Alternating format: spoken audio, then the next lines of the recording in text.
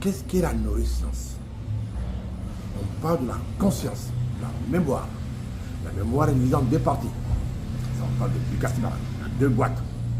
Mais on parle aussi de la conscience, de l'inconscient, du superconscient, le subconscient. La conscience est gérée par la pensée rationnelle, objective. La pensée objective qui est rationnelle est doute. La science est doute, tu ne peux pas construire. Donc ce que l'homme pense, je ne le réalise jamais. Il peut le répéter des milliards de fois. On a vu aujourd'hui. Les pères déserts répètent juste les marines, juste les marines. Non, ils sont devenus fous. En Inde, toi-même, ton Dieu, pense à une bonne chose, écris ce que tu veux comme pensée. Non, non, non, non, non. La pensée, Dieu ne coûte pas ta pensée, c'est ta pensée vaine. Et la pensée de l'individu s'appelle 2%.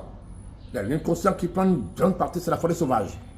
Il faut d'abord que tu aies le courage d'oser rentrer dans la forêt dedans, dans la forêt sauvage. La forêt des bêtes féroces. Souvent, tu ferais manger, beaucoup n'osent pas. Pour que tu accèdes au subconscient, c'est dans le subconscient que réside l'intellectuel divin. Donc, peu ont accès à ça. Donc, je peux affirmer que peu d'humains n'ont pas de pensée, n'ont pas d'idées. C'est pour ça que je parle de nombre d'idées. Ce sont des absolus.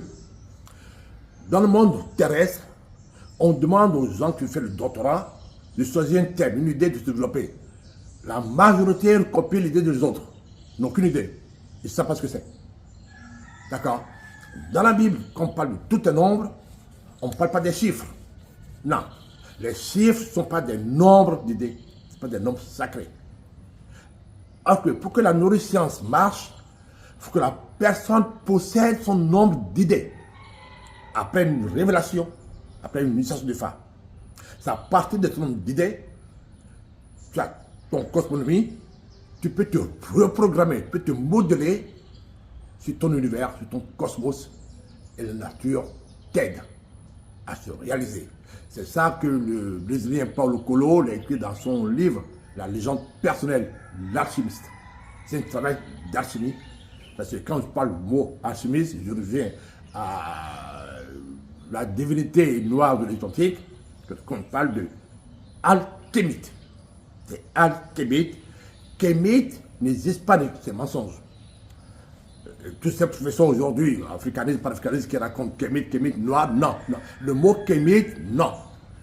Dans l'Égypte ancien, le mot kémite n'a jamais existé. Ce qui a existé, c'est alchémite. Les dieux de la foi, le Dieu noir, c'est pas la personne noire. C'est pas la couleur de la peau noire. Dieu n'est pas noir, n'est pas blanc, n'est pas rouge, n'est pas jaune. On dit alchémite, l'inconnaissable. Et la couleur de l'inconnaissable qu'on ne voit pas, mais le noir, c'est pas une peau noire africaine. Et l'Égypte de ces gens, de ces professeurs aujourd'hui, l'Égypte, ça ne reste pas à Akhenaton et son père, nos fils rois, c'est 1400, 1300 ans. Mais si on peut aller plus loin, 3700 ans, c'est non, non, non. Quand on parle de Thoth, la divinité de l'authentique, qu'est le phare, il faut monter à moins de 12 000 ans. Moi, je ne connaissent pas.